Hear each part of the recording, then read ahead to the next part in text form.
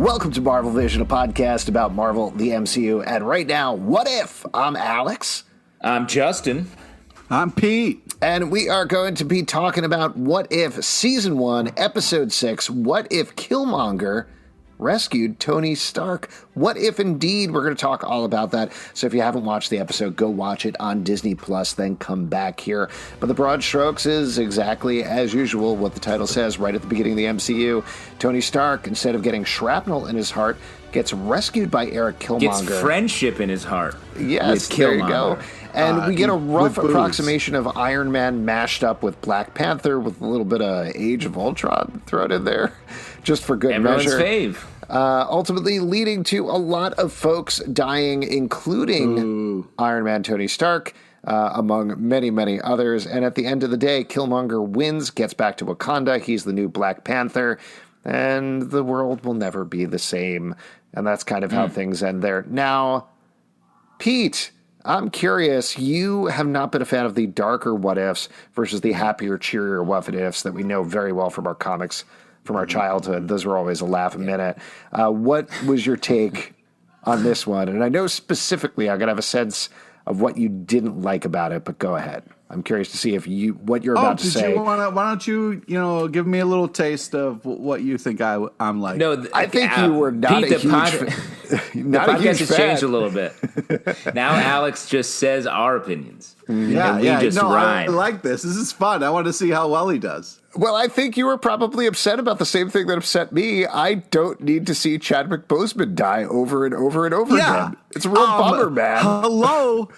Anybody driving this fucking thing? You guys just throwing things on a board and just being like, well, we made a decision about it a while ago. We're not going to, I don't know, maybe look at this stuff before we make it. But come on, you can't change it just maybe because that was a little stronger than I felt, but go let me Chadwick say, Boseman died. Don't make me watch him die again. Are you fucking kidding me? Come on.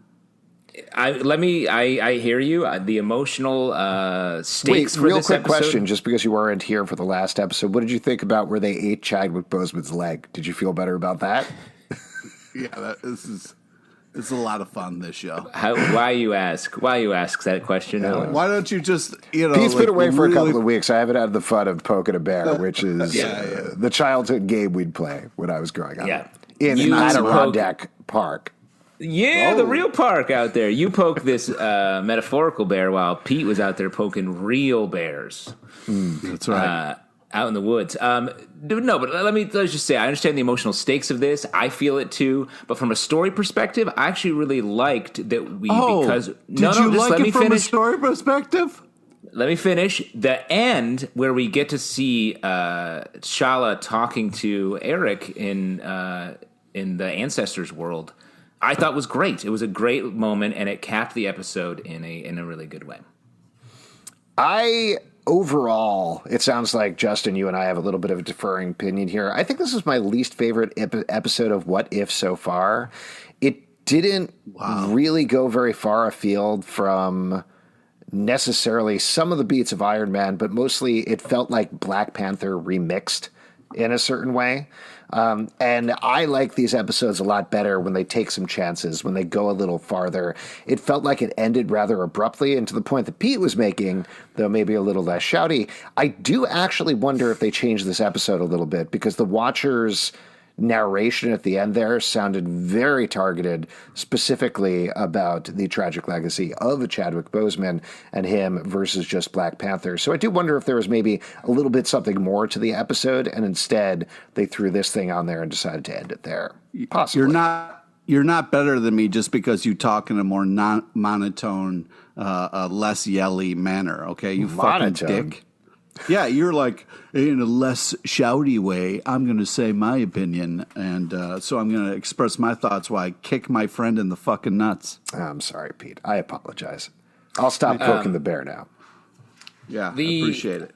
Because I agree with you, Alex, a bit. I'm not saying I was super positive on this episode. I just liked the way that end bit was. Because I think the series has all the potential in the world. It's what if. Anything goes. And we talked about this in the last episode, I think, Alex. It does feel like because we're so stuck in the MCU movie continuity, they don't deviate much from the story points that we already know.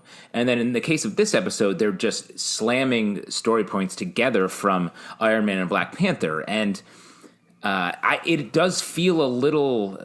I think they can take way more creative leaps, and it feels like the only palette they are able to sort of make changes in, at least in the last 3 episodes, is like, what if this person killed this person?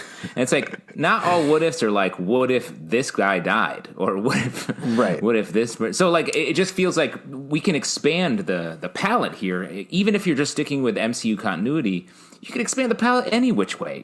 There's a lot of other ways to go, and we're stuck in this like, yup, he died, whoa! Makes you think. I agree with Justin. I think there's better choices to be made.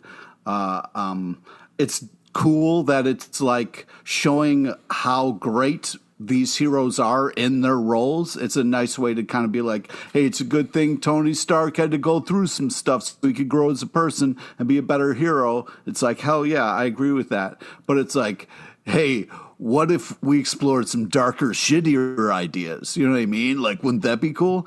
I do agree, though, that this scene with, the kind of in the dead realm was very powerful and cool. And I'm always more, I'm super happy. It's hard to be mad at this episode because I got more Chadwick Boseman, even though like watching him die again was real rough. I still got to hear his voice again, and it was still like that, like badass slow motion punch, like Black Panther punch, was really just quite marvelous.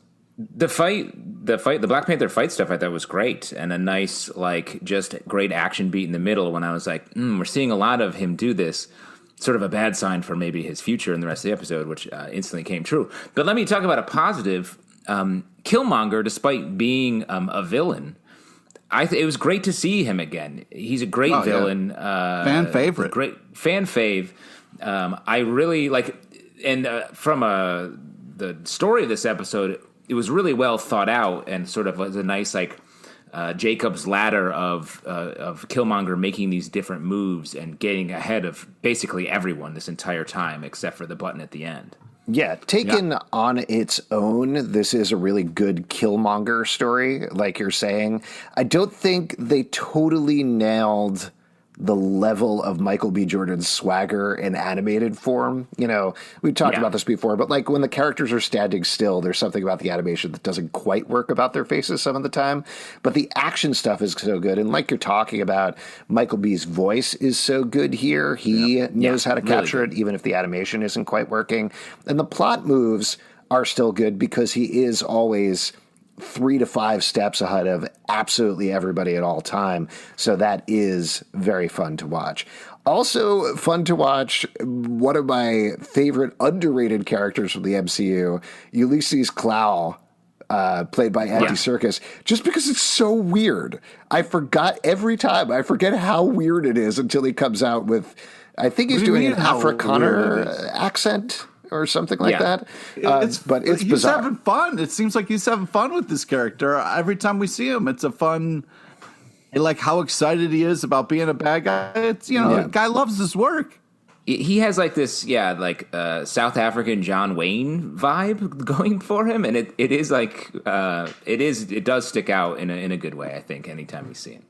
And also the rest of the Wakanda stuff in this episode, it wasn't all of the voices, but Angela Bassett was Queen Rhonda. Angela Bassett whooping some ass. Okoye. Interesting. This took me a second to figure out. This was an interesting episode for continuity, I think, because it is, 2008? Is that Iron Man? Is that when that came out, I think? Whatever it is, it's before the rest of the MCU stuff. So, of course, you're going to have a young Shuri here. You're not going to have the slightly older Shuri we know. And I was like, why is she so tiny? Why do they draw? Oh, okay. I know how time works. I get it now. But then there's also things like they didn't totally establish that T'Challa had been Black Panther for a while when he showed up in Civil War. So that took me a second to figure out as well when he showed up at Klaue's boat, being like, wait, was he Black Panther? I thought he picked it up after his dad died, but he didn't. He was already Black Panther at that point. They just didn't totally establish that when they got to the movies. So there's a little bit of a timeline weirdness there. But again, nice to see all the Wakanda stuff. I liked Little Shuri. I thought it was a good note. Yeah. Her figuring everything out at the end, because of course Shuri would. So that was good. On the opposite end of the spectrum, I was a little bummed out about this. I mean, I think this is the nature of the beast. I don't know how you guys felt. The Iron Man voices, Tony Stark, Pepper Potts, not exactly right, and it kept slightly taking me out of it. They're not the same person. I got to say, that was a pretty decent RDJ for not being RDJ. So I didn't mind it too much. I did look up the person that's playing Obadiah Stane, Jeff Bridges' character. Yeah. His name is Kill Dandenhuvel. Yeah. Badass name. He was a good Obadiah Stane. He had the right amount of, I've just put 15 marbles in my mouth for really capturing Jeff Daniels. That was a good job there. I would like to just kind of back up the truck. The way the episode ended with the Potts Shuri team up there was at least left it a little bit of a positive note. So like the fact that we got to see those characters kind of give it hope for hopefully they can turn this thing around was good. Why didn't Shuri go to T'Chaka? I feel like she could have brought evidence to him and convinced him that Killmonger was bad. No? I don't know. I mean, I think there was, it's hard to say exactly because they don't really define it, but the way I saw it was that Killmonger took advantage of their thirst for revenge and justice for T'Challa, that they were already in the bag for him. So I think Shuri was like, they're too heartbroken by T'Challa's death, and now the fact that Eric has come into their lives and is now almost taking the place or becoming the prodigal son returned. So I think she had to go outside of the family.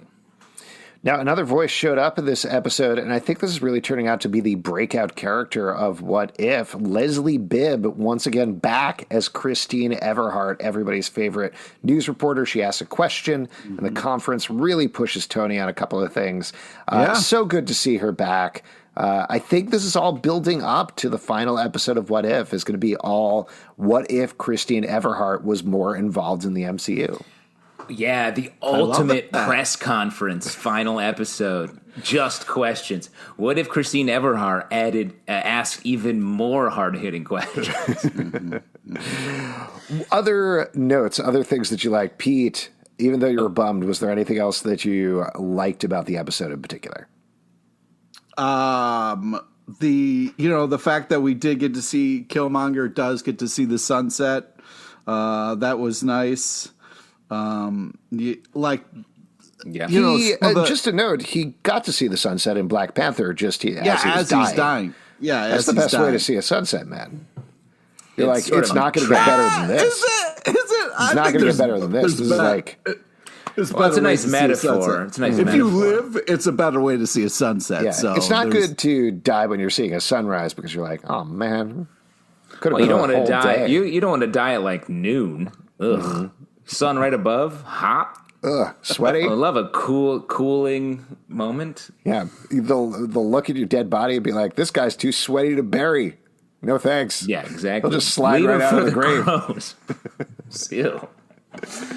I feel like your sweat sort of stops pretty soon after you die. It's not like your fingernails. No, they say you sweat for up to 8 hours after you die. Some things coffins just fill with salt water. Yeah, but that's if you've been working out as much as I have. You know what I'm talking about. Just for the listener, Alex sort of flexed, like his hand got My tired. arm did one of those cartoon things where there was a U bent to the bottom, and actually the vessel fell down. Yeah, it's weird. Other things that I liked, Happy got a good punch in. That was fun to see. Jon Favreau. I just feel like it was too much to watch Black Panther and Rhodey die back to back like that in such a turn, and you're just kind of you're real shook after that. So it was tough to get back on board after that kind of thing. I agree with you there. It was tough, but that's what If's all about. You were going to call out another moment that you liked, though, Justin, I believe. Yes. First off, was it weird to anybody else to see the Watcher's mouth move at the top of the episode? Yeah, that was weird.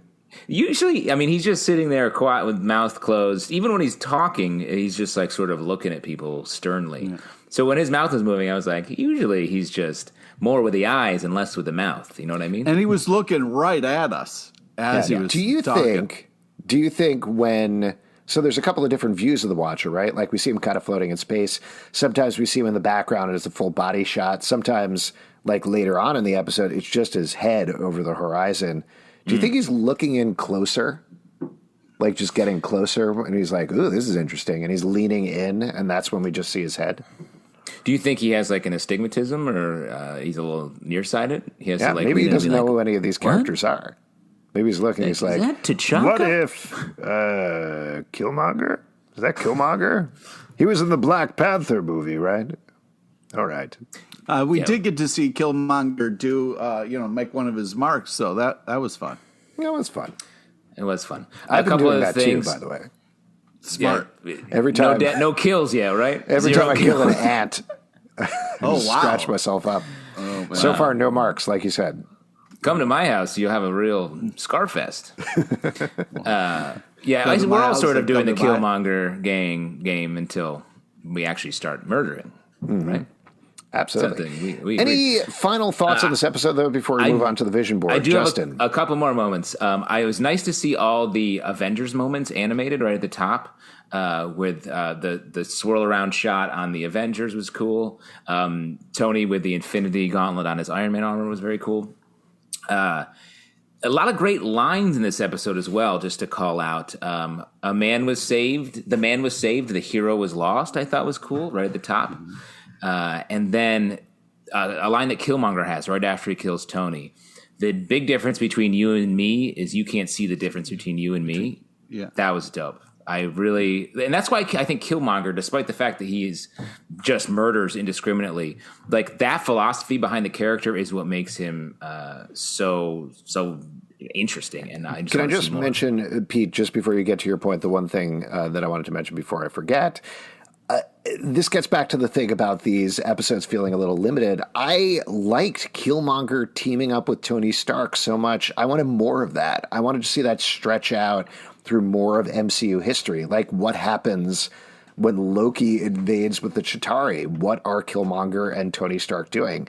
How does the MCU head off in different directions if they really are working together? Obviously, Killmonger's goal always is to get back to Wakanda, but it was a bummer to kill off Tony Stark because I felt like there was a lot more there. I thought that was a really cool pairing. Pete, sorry about that. Over to you. Well, first off, I agree with what you're saying. There is better ways to explore this than just the fucking depressing kind of negative shit we got. Also, along the lines of great lines like Justin was talking about, the way that, Black Panther really kind of got to Killmonger and was like, so your answer for suffering is more suffering? That's your big plan? Like, that was awesome. Wow. Yeah. Also, agree. Just were you talking about when you talked about the animation, the kind of like Avengers moments? Were you talking about the flip? Were you talking about the Marvel flip in the beginning, where it was like it would have been cooler if it went from the comics right to animation instead of this weird human thing for a little while, and then mention it and make the end at the end like the weird human thing is called actors, by the way. Yeah. And I don't know if you noticed, but actually a lot of the stuff you're watching in this is based on the actors. The comic books are just paper, which sit on like a desk or on the floor sometimes. Or maybe they should be laminated and put on a wall. And you laminate them? You fully laminate out the whole so you can never get at them? It's terrible. That's expensive. So much plastic.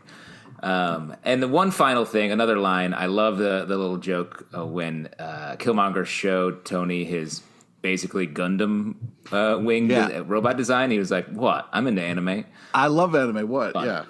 I mean, that felt like Michael B. Jordan is legit hardcore into anime, so that felt like maybe he even improvised that or they put that in for him or something like that. Very fun line. Yeah. Fun.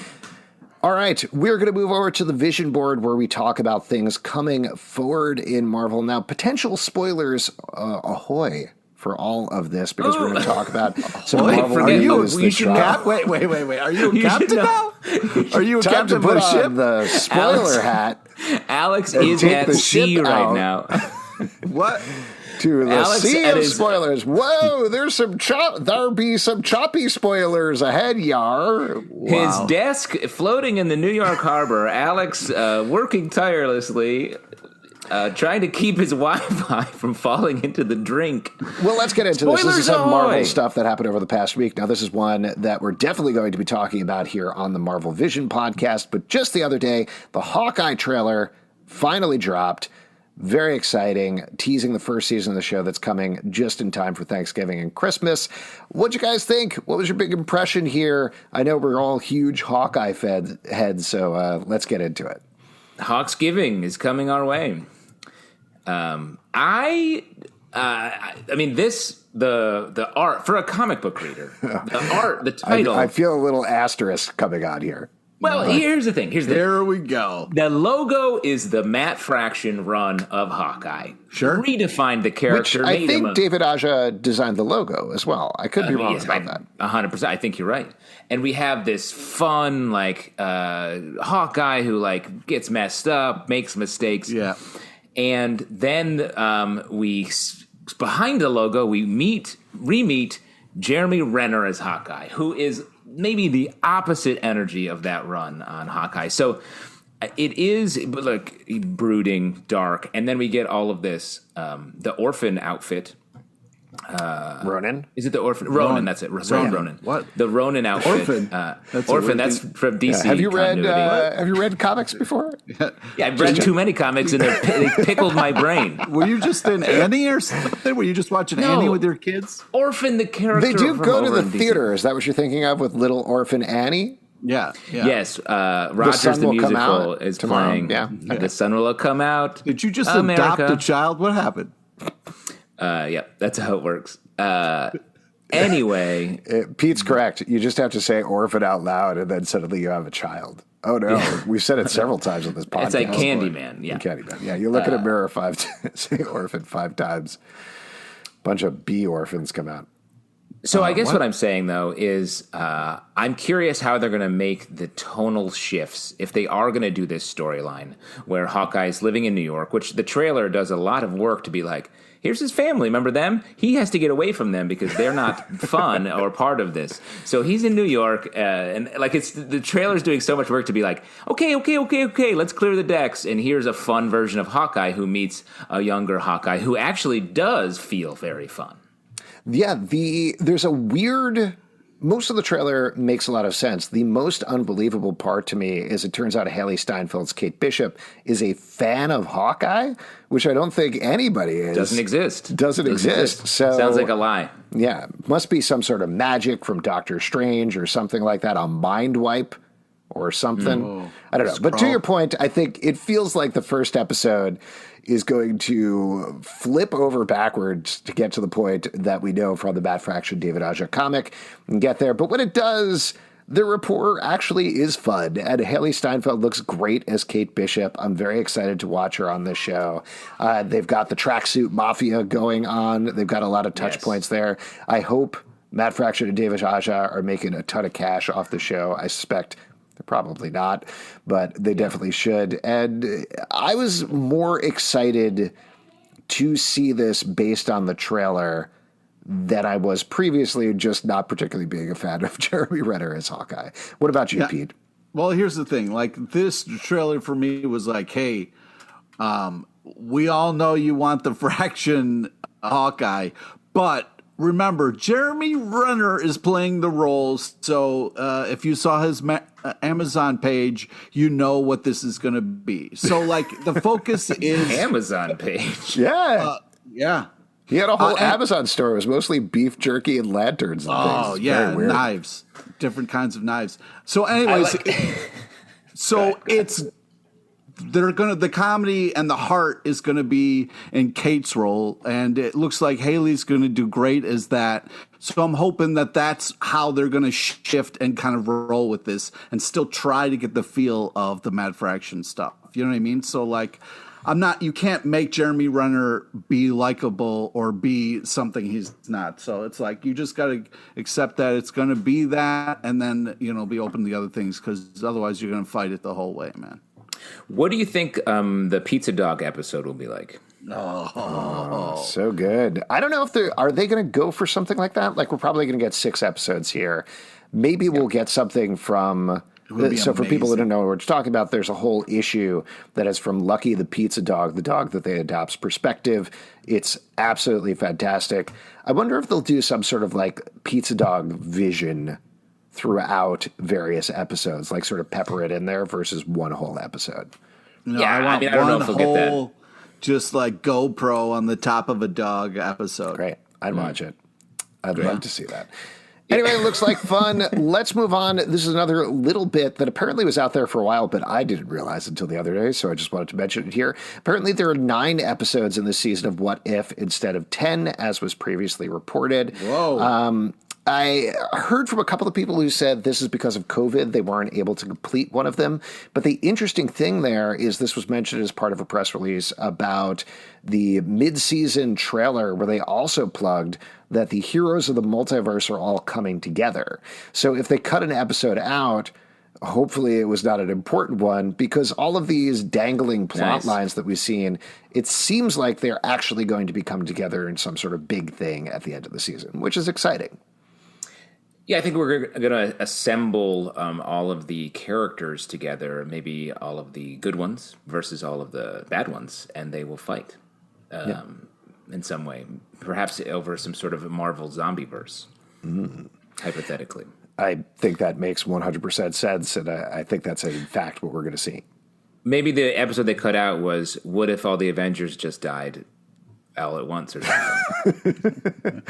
I hope they didn't cut out the Christine Everhart episode. I'm really looking forward to that one. That's going to be so cool. A couple of other things, and these are potentially big spoilers, so definitely turn away if you don't want to know. First of all, there's been a lot of back and forth about Spider-Man No Way Home and who is or is not in that movie.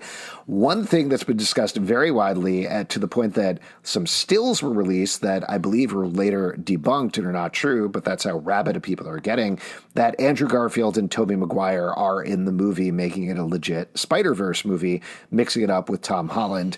Now, Andrew Garfield initially said it's 100% not true, but then a recent interview, he said people are going to be disappointed given all the crazy No Way Home rumors.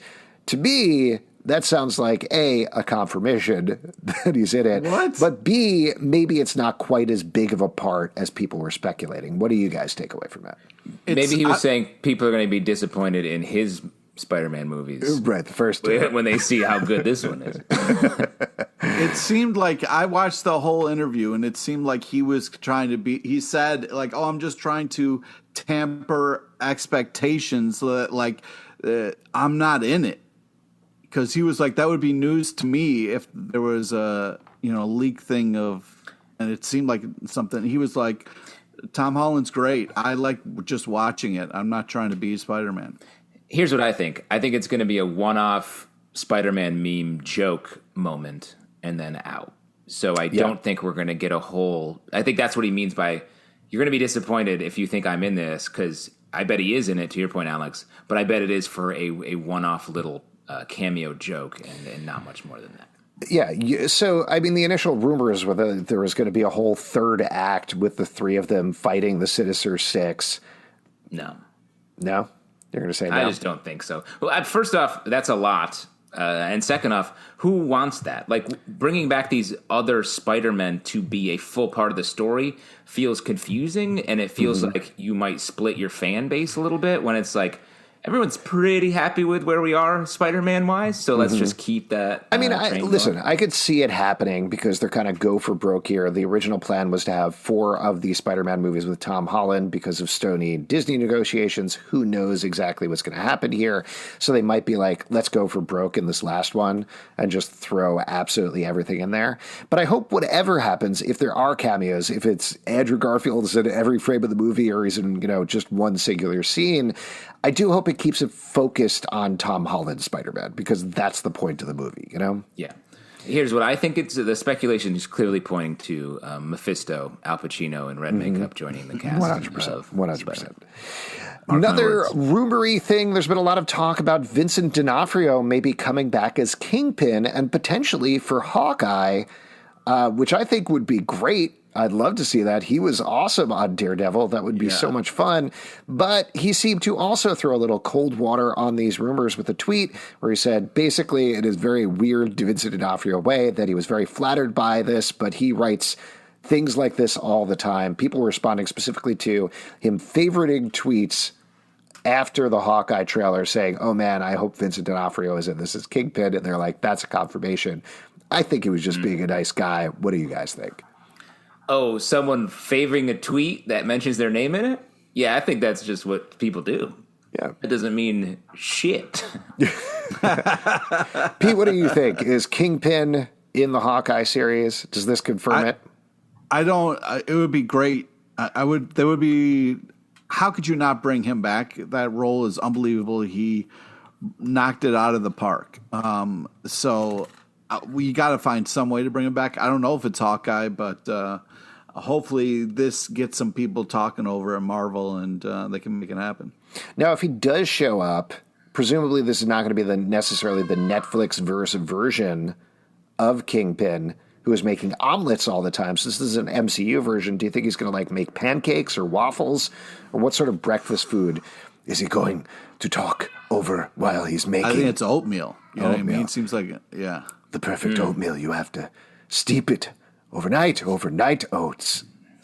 Kingpin. Did you just say night oats? Night oats. Overnight oats. Overnight oats is the new hero that's going to replace Daredevil, because we already did Daredevil. Oh, no, Charlie Cox is. We can confirm this here. I think Charlie Cox is in Spider-Man: No Way Home, but he's playing Night Oats. Oh man. I don't know where you're getting your oats, Zalvin, but somebody tells you they're night oats. You're not getting the right thing. Working on the night oats. All right, we got one last one to talk about here, and this is a very, very big potential spoiler, though it hasn't necessarily been confirmed. It's about Venom 2, so turn away if you don't want to hear this.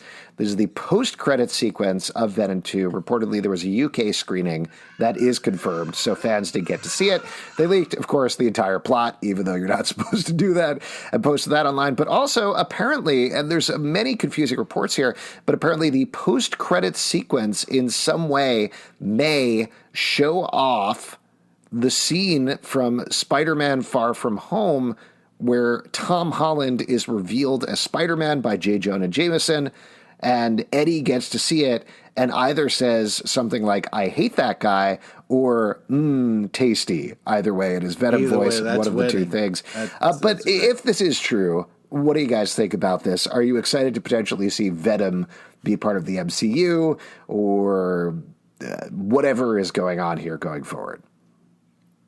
Pete, you're nodding yes. That's good for an audio podcast. Yeah, I think that. Well, usually Justin jumps in first. I just think it's one of those things where it would be cool, but those are two different companies, and it's a lot of back and forth. So I don't know, man. I think the best way to do it is just to have some fun at the end of movies, But I would love it. I would love to get Deadpool and some more shit. I want to see more Venom, please. Yes. What about you, Justin? Let's bring him in. I mean, even if it's just like a fun little gesture. I don't know. Where are we going with Tom Holland next? I guess not to get too far ahead. He's growing up so quick, Yeah. That kid, we used to know him back when. Where are the three of us going with Tom Holland next? I think he is replacing one of us on the podcast, but I don't want to say which one. Oh, wow. Oh, it's me. Yeah. Wow. That was going to be my last guess. I mean, the thing is, if this post-credit sequence is accurate, this feels like it honestly could mean anything. It doesn't mean Venom is showing up in a million movies now. All it means to me, given Sony's history, is it's this very Hail Mary thing from Sony of like, yeah, we're part of the MCU, and they probably don't have active development on Venom 3. They don't necessarily know what's going on with Tom Holland or anything like that.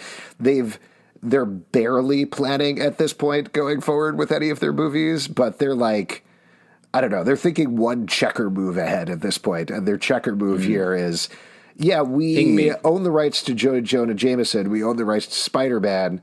Hey, Marvel, is it cool if we put the C in? And Kevin Feige's like, sure. Whatever. That's fine. Have fun. I mean, the next move is the J. Jonah Jameson standalone movie. It's like their Citizen Kane.